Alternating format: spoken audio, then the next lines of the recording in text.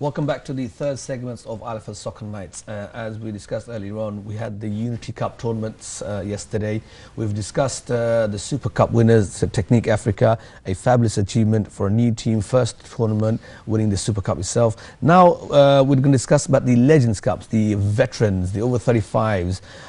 In the last 3 years, we've seen London Tigers dominate this tournament, and going for the results, we'll discuss a bit more. We had 8 teams participating. We had 2 groups. If you can show the information on the on the screen itself, you can see Group A. Those are the results. I'm not going to go through them, but just to give you an idea of the results, it's a very low-scoring games. Only 1 goal or 2 goals for the Chartered Masters. And in Group B, if you can show the results, you can see again the results. Except for Bone Masters V and with 3-2, all the other games are within a goal or 2 difference. This is the table from Group A, how we finished up after the 3 group games. London Tigers Vets coming first atop the group, and Shadwell Masters runners-up of Group A with 5 points. And the Group B table finished with Shinali Otit being top with 7 points, and Weavers Vets runners-up with 4 points. Those are the 4 teams that went into the semi-final. And these are the results of the semi-final. London Tigers Vets beating Weavers Vets 2-0. And Shadwell Masters winning 2-1 against Shinali Otit. And then obviously the final itself, London Tigers versus Shadwell Masters. Now, game ended up with a 0-0 draw, but Tigers managed to win the penalty shootout 5-4. As well, Tigers dominating the vet scenes, as we know, on a Thursday for a number of years in the cup itself, the league itself. Even currently, they're top of the league table. This is their 3rd win in the 4 years of the Legends Cup. Even the 4th one, they were lost 1-0 to Select FC, if I remember, 4 years ago.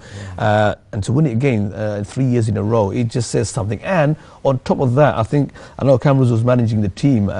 He only had 13 players to play in a one-day tournament, which is 3 league games, semi-final, final for vets, 20 minutes each way. It's a massive achievement. Not only that though, he had 13 players and it wasn't the core of his London Tigers team players. So to do it with that team was fantastic. I look at London Tigers and they remind me of Germany of football. Efficient, they perform well all on the day. Brilliant to watch, they'll do the basics well, and they're just like an engine that know what they're doing and just continuously. It's funny winning. you say that, because even I was watching the first game, they didn't look that convincing because a lot of the players were missing. They had the usual core 3 or 4 players, but 11-a-side is a totally different game, but they managed to still grind out results and not only qualify. Because Shadwell were very impressive. The players, the squad they had, the recognised players they had were from mixtures of a lot of teams, but they looked strong. But obviously, Tigers obviously managed to do the business. Unbelievable. Well, we played both of the teams. We played both Shadwell and Tigers. Shadwell beat us 2-0 and Tigers beat us 1-0. Both really close games. I mean, the results doesn't, so Shadwell, when we played them, they had pace. They had a lot of pace in their team, and you think they'll just whip you, in terms of like the wings, the middle, the strikers. Whereas when I thought to myself, Tigers against Shadwell, I thought pace would actually outdo Tigers. Was it the case that they, ran out of steam in the final for Shadwell? Because I thought Shadwell were the team in the group stage because they looked fresh, they looked fast, they had established players and recognised names, whereas they probably ran out of steam because they gave everything in the group stage in the semi-final. Because in the final, yes, both teams had chances, but they didn't look the pace wasn't there, the strength wasn't there. Totally agree with you. Absolutely, they did run out of steam, and the thing is, that's where we're going back to Tigers, knowing how to win, knowing how to perform. Even though they knew it was a final, they knew how to actually think to themselves, right, okay, let's not concede, let's try possibly get a 1-0 result. Because if you look at the other results, as you mentioned, Rash, they're all very tight games, all 1-0. So all they had, their mentality was, let's try and win it 1-0. Whereas Shadwell probably trying to go all guns blazing, but they didn't have that kind of rest of that energy level to actually continue that. In the flip side, obviously, with the veteran scene, you can see Tigers dominating. Obviously, in the Legends Cup and the Vets League, is it now expected them to obviously be successful in the vet scene? I think the pressure is on them, because I know Cameron was saying at the beginning, he's got a lot of players missing, and he may struggle, but he just proved a point that it's not about numbers, it's about tactically utilising the manpower efficiently. Yeah, well, you say about pressure, Rash, but you look at it, we said it last season about pressure, are they going to still win it? And they still do. I think they've got a winning mentality. And when a team have got a winning mentality, it's very hard to actually get that out of them. If you're a natural winner and you're used to winning, it's very, very difficult. So who does the credit go to then? Is it the team, the brand, the club, the manager? Who's making it all tick? A combination. When I actually watch Tigers play, like you said earlier on, they have a core of players. They've got a few very, very good players. For example, Wade, he's phenomenal. He's probably one of the most outstanding players in the actual, division, the league, really, I should say.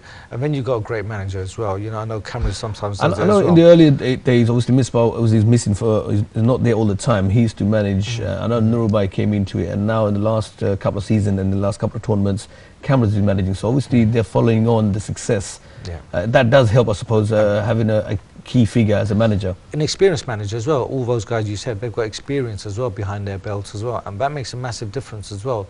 Those kind of managers know how to win again, and they would know the difference. They could do small little tactical things that could actually change the game around, and they've got the players to do that as well. So coming back to the vet scene, what's the message to all the other veterans teams? Because for me, at the moment of time, Tigers seems to be winning everything when it comes to veteran, even on our Thursday Vets League and on the Legends Cup now, three winning championship and 4 final in a row. It just says to me, everyone else, where are you? Where are all the other veteran teams? I don't think it's as easy as, they've actually been winning. I mean, for example, at the moment now, I think Weaver's a second, and they're only a couple of points behind. So, but overall, the picture is it's their scene. I mean, when they're the king of the jungle. Yeah, when you've been that successful, you could actually have, bragging rights, catch up to us pretty much. And all the rest of the teams are playing catch up, in a sense where, and if you're asking me, what do they look at? Catch them, actually get a team together and actually try and actually chase them, match them in all aspects, really. Okay, so there you have it. London Tigers vets winning the Legends Cup 3rd time in a row and a full final. It's a massive achievement.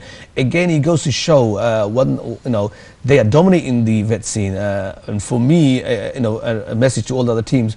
Where are you guys? Are you going to be challenged from the Vets League on a Thursday or in one-day tournaments? Let's see what happens in the future. Now, as we saw last week, we had a lot of guests coming into a show from all parts of UK. We had people from Newcastle, Bradford, Luton, Leeds, Northampton, all parts of UK for a special project next week, the UK BFC 2017 Championship that takes place next Sunday at Northampton. If I can just show you the draw that took place, we can show the information on screen. That's the UK BFC logo. Those are the 4 groups that we've done a draw last week. I can see Group A, Group B, 4 groups of 16 teams representing 4 teams from London, the rest from throughout UK. You've got likes of Bradford, MK Galacticos. We've got teams from Newcastle, Luton, Wellingborough, Cambridge, various parts of London itself. I know, Ajmal, obviously your team, Hawking Eagle, playing against Lizelle strikers from Birmingham. You've got Bradford, Nasir Bhai's teams from Bradford, and MK Galactico from Milton Keynes. What's the preparation? What's the buzz? What's the scene at Hawking Eagle in terms of participating in this unique tournament? Well, first of all, to be invited to a unique tournament is an honour in itself, Rash. So when you've been invited to a tournament, the biggest Bangladeshi tournament in the UK, that's fantastic, and that's an honour. Our players are already excited about just that.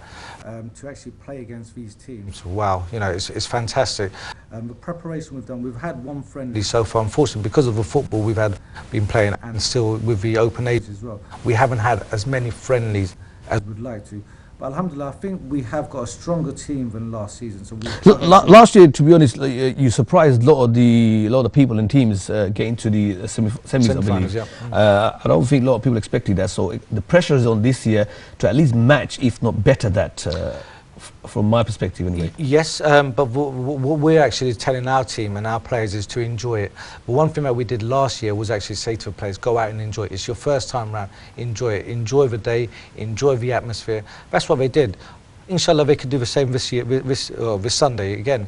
Enjoy the atmosphere. That's what I say. Football, yes, obviously, let the feet do the talking, but enjoy the environment, enjoy the scenery, enjoy the culture of the football. Teams coming from all over the country. make some new friends. You know, that's what it's all about. The networking is there in one venue, representing all the Bangladeshi community, and one venue at one time. It's just brilliant. I know we've got 4 teams from the ILFL and London, representing London itself. You've got obviously Hawken, you got yourself, you've got Beaumont, Bromley Bowl, London Tigers. Obviously, Beaumont being the current champions. London Tigers were last year's champions, so we've got 2 champions in the midst from London and who also participate in ILFL. Do we have a chance, or is the competition going to be tough this year? I think we have got a very good chance. I think the London teams, I mean, it's for us to, well, it's for them to actually try and take it off us, I believe. I think the other teams, what we were saying about London Tigers earlier on, I think the other teams have to try and catch us to actually try to actually win. But there are a few very good sides in there as well, especially from up north as well. I mean, MK Galacticos, I really like their football. They're a very good side. On their day, they could beat anyone. It's that kind of, once you get through, I think when you get to the quarters of the semis, that's when it gets hard work. That's when you have to sort of like utilise your squad. So the question mark is, how big are these guys' squads and how big are their reserve players as well? A lot of the time they'll have their sort of like core main 11 players, but not enough reserve players. I think the team that actually has got better reserves players will be the actual team to actually do well. Okay, and there you have it. So best of luck to all the 16 teams that are participating next week at the UK Bangladesh Football Championship 2017. And we'll find out who has the bragging rights. And the final will be played in the following Monday at Northampton Stadium itself. And just to recap, obviously we shown that slide last week. This is how, if I can just get the slide. This is the venue, Kingsthorpe Recreation Ground, Harborough Road, Northampton, NN2 8DH. All the teams are meeting at 9:30, and the kickoff will, first games will start as soon as possible. You should have received the information to all the teams regarding the fixtures, times, etc. This is a place to be, guys. You know, Northampton, if you're close by, come and support the teams itself. It's the biggest, as Ajmal says, it's one of the biggest Bangladeshi tournament in the UK. So I'm looking forward to it. I know a lot of the teams are going the night before to set them up, because I know there's a marathon in London. So avoid the traffic on a Sunday morning if you can. Try and go there. I know a couple of teams are going Saturday night. So best of luck to all the teams that are participating in the tournament next week. That's all we have time for this week on the show. So my thanks to all the guests at Technique Africa for coming here today. My thanks to Ajmal. My thanks to all the tech staff behind the green room. Watch us. Stay healthy. Stay safe. We'll see you next week on the show, inshallah. Assalamu alaikum. Good night.